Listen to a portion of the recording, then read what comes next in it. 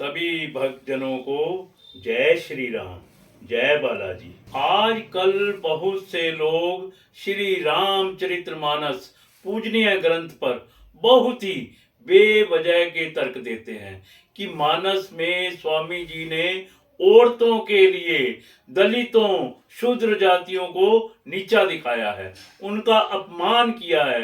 असल में ऐसे लोगों ने मानस को ठीक से पढ़ा ही नहीं, समझा ही नहीं, मनन करना तो दूर की बात है। स्वामी जी ने मानस के प्रारंभ में ही अपने आप को श्री सीताराम जी के चरणों में समर्पित किया है। ना तो मेरे पास बुद्धि है, ना कोई रिद्धि सिद्धि है, ना ही मैं कोई भक्त हूँ, ना प्रेमी हूँ। मंगलाचरण के पहले ही श्लोक में कहा है, वर्णानाम अर्थसंगानाम रसानाम छंदसामापि मंगलानाम चा कर्तारो वंदे वाणी विनायको। मेरे पास केवल और केवल वर्ण है, का, खा, गा, घा अक्षर हैं। इन्हीं के आश्रय पर मैं श्री रामचरितमानस ग्रंथ लिखने जा रहा हूँ। अक्षरों, अर्थ, समूहों, रसों, छंदों और मंगलों की करने वाली सरस्वती जी और गणेश जी को मैं प्रणाम करता हूँ। और जो कहते हैं औरतों का अपमान किया है, सनातन धर्म की संस्कृति में सबसे पहले शक्ति को ही यानी लक्ष्मी को ही सम्मान दिया जाता है। दूसरे श्लोक में भवानी शंकरो वंदे श्रद्धा विश्वास रूपिणो याभ्या विना न पश्यन्ति सिद्धा स्वांतम सतमीश्वरम। फिर अगले ही श्लोक में उन्होंने परिचय करवाते हुए वंदना प्रकरण में श्री सीताराम जी को प्रणाम किया है। सीताराम गुणग्राम पुष्यारण्य विहारिणो वंदे विशुद्ध विज्ञानो कवीश्वर कपीश्वरो।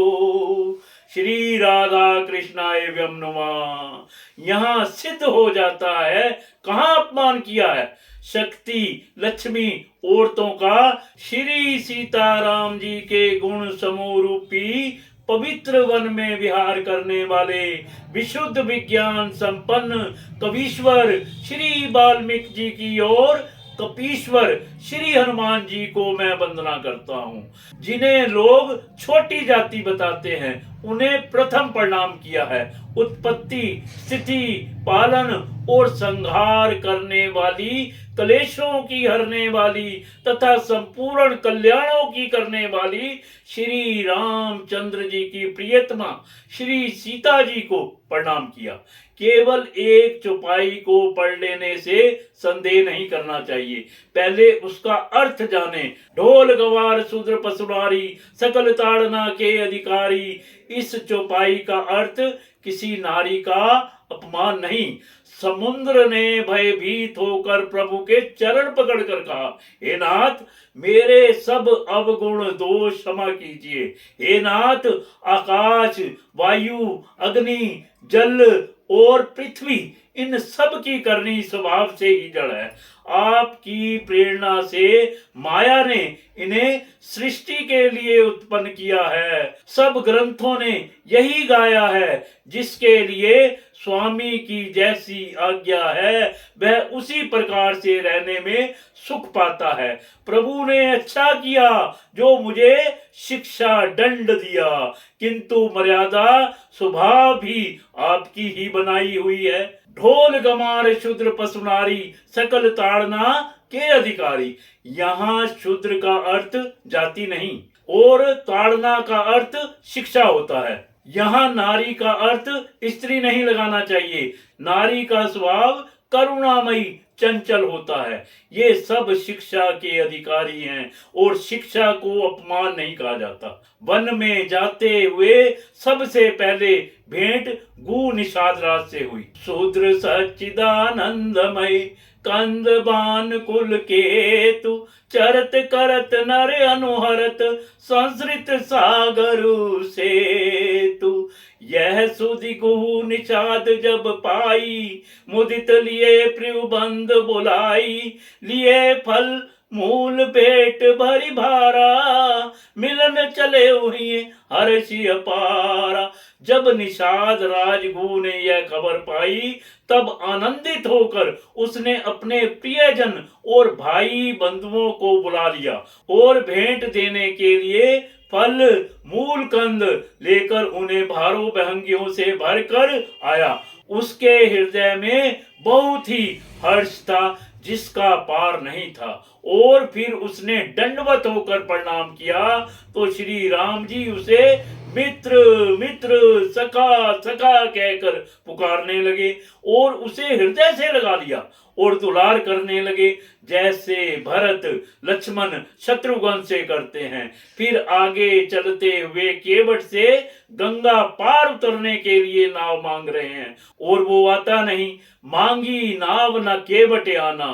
केवट कौन सी जाति का था? प्रभु बार बार उससे निवेदन करते हैं और वो सुनता नहीं। एक बार जिनका नाम स्मरण करते ही मनुष्य अपार भव सागर के पार उतर जाते हैं और जिन्होंने वामन अवतार में जगत को 3 पग से भी छोटा कर दिया था, 2 ही पग में त्रिलोकी को नाप लिया था, वही कृपालु श्री रामचंद्र जी गंगा से पार उतरने के लिए केवट को मिन्नतें कर रहे हैं। फिर जब भरत जी राम जी को मनाने के लिए वन में जाते हैं तो वही निषाद गुरु ने देखा तो गुरु श्री वशिष्ठ जी को देखकर अपना नाम बताकर दूर से ही दंडवत प्रणाम किया। मुनीश्वर वशिष्ठ ने उसको राम का प्यारा जानकर आशीर्वाद दिया और भरत जी को समझाकर कहा ये श्री राम जी का मित्र है, यह श्री राम जी का मित्र है। इतना सुनते ही भरत जी ने रथ त्याग दिया। वे रथ से उतरकर प्रेम से उमगते हुए चले। निषाद राजगुरु ने अपना गांव जाति और नाम सुनाकर पृथ्वी पर माथा टेक कर जोहार की। दंडवत करते देखकर भरत जी ने उठाकर उसको छाती से लगा लिया।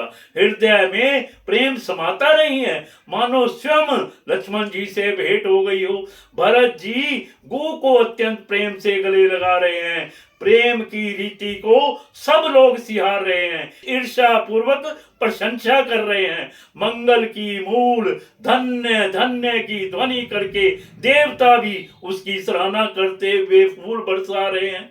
लोक भेद सभी भांति नीचा जास छाछुई ले सींचा तेई बर अंक राम लघु भ्राता मिलत पुलक परिपूरत गाता।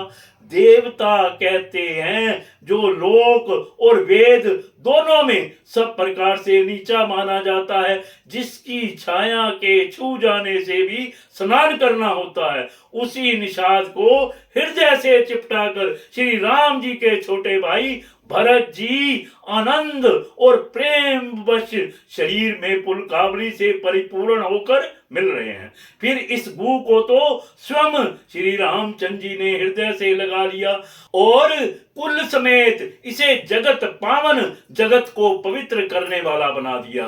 गीधराज जटायु कौन सी जाति का था, जिसका स्वयं भगवान श्री राम जी ने दाह संस्कार और सभी क्रियाएं यथा योग्य अपने हाथों से की। एक तो गीध पक्षी, पक्षियों में भी अधम पक्षी और मांसाहारी था, उसको भी वह दुर्लभ गति दी जिसे योगी जन मांगते रहते हैं। फिर उदार श्री राम जी उसे गति देकर शबरी के आश्रम में गए।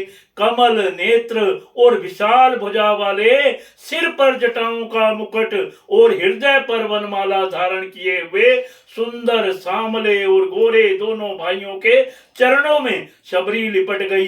वे प्रेम में मगन हो गई, मुख से वचन निकलता नहीं, बार बार चरण कमलों में सिर नमा रही है। फिर उन्होंने जल लेकर आदर पूर्वक दोनों भाइयों के चरण धोए और फिर उन्हें सुंदर आसनों पर बिठाया। फिर अत्यंत रसीले और स्वादिष्ट कंद मूल और फल लाकर चख चख कर श्री राम जी को खिलाए और फिर प्रभु ने भी बार बार प्रशंसा करके उन्हें प्रेम सहित खाया। फिर वे हाथ जोड़कर आगे खड़ी हो गई। मैं किस प्रकार आपकी स्तुति करूं? पान जोरी आगे बैठाड़ी, प्रभु बिलोक प्रीति अति बाड़ी, कई विधि स्तुत करो तुम्हारी, अधम जाति में जड़मत भारी। प्रभु को देखकर उनका प्रेम अत्यंत बढ़ गया। उन्होंने कहा, मैं किस प्रकार आपकी स्तुति करूं? मैं नीच जाति की और अत्यंत मूढ़ बुद्धि हूँ। अदम ते अदम अदम अति नारी, तिन में मति मंद अधारी, कह रघुपति सुन बामनि बाता, मानव एक भगत कर नाता, जात पात कुल धर्म बढ़ाई, धन बल परिजन गुण चतुराई, भगत हीन नर सोई कैसा, बिन जल बारिद देख्यो जैसा। हे प्रभु, मैं अधम से भी अधम हूँ, फिर स्त्रियों में भी अत्यंत अधम हूँ और उनमें भी पाप नाशनी मैं मंद बुद्धि हूँ। श्री रघुनाथ जी ने कहा, हे भामनी, मेरी बात सुनो, मैं तो केवल एक भक्ति का ही संबंध मानता हूँ। जाति पाति कुल धर्म बढ़ाई, धन बल कुटुंब गुण और चतुरता, इन सब के होने पर भी भक्ति से रहित मनुष्य कैसे लगता है? जैसे जलहीन बादल शोभाहीन दिखाई पड़ता है। फिर प्रभु श्री राम जी ने उन्हें नवदा भक्ति का उपदेश दिया। जात हीन अति जन्म मई, मुक्त कीन असिनार, महामंद मन सुख चहस, ऐसे ही प्रभु विसार। जो नीच जाति की और पापों की जन्म भूमि थी, ऐसी स्त्री को भी जिन्होंने मुक्त कर दिया। अरे महादुर्बुद्धि मन, तू ऐसे प्रभु को भूल कर सुख चाहता है? अब आप ध्यान से सोचो, कहाँ नारी का अपमान हुआ है, कहाँ शूद्र या दलितों का अपमान हुआ है, कहाँ छोटी जाति का अपमान हुआ है। अपनी झूठी मान प्रतिष्ठा पाने के लिए, धन के लिए, बल के लिए, राजपाट पाने के लिए जो लोग किसी भी धर्म का, पूजनीय देवी देवताओं का, गंगा यमुना का या पूजनीय ग्रंथों का अपमान करता है, वेद कहते हैं उन्हें घोर नरक भोगने पड़ते हैं। मेरी सभी लोगों से हाथ जोड़कर करबद्ध प्रार्थना है, चाहे वो किसी भी धर्म का हो, अपने घरों में महिलाओं का, बड़े बुजुर्गों का, साधु संतों का मान सम्मान करें। कभी भी इन पर अपनी टीका टिप्पणी ना करें। जैसे माता पिता हमें उठना बैठना खाना पीना सिखाते हैं, उसी प्रकार सदैव साधु संत जगत का उत्थान करते हैं। वेद उपनिषद शास्त्र ग्रंथ श्री रामचरितमानस ये सब साक्षात भगवान है। गोस्वामी श्री तुलसीदास जी ने अगर श्री रामचरितमानस ग्रंथ ना लिखा होता तो आज हमारे पास होता ही क्या, हम कंगाल हो गए होते। क्या नहीं है श्री रामचरितमानस में? पुत्र कैसा होना चाहिए, भाई कैसा होना चाहिए, पति कैसा होना चाहिए, मित्र कैसा होना चाहिए, भक्त कैसा होना चाहिए और शत्रु कैसा होना चाहिए, ये बहुत ही सरल भाषा में श्री गोस्वामी तुलसीदास जी ने हमें सिखाया है। हमें बहुत ही श्रद्धा भाव से आदर से पढ़ना और सुनना चाहिए। जय श्री राम।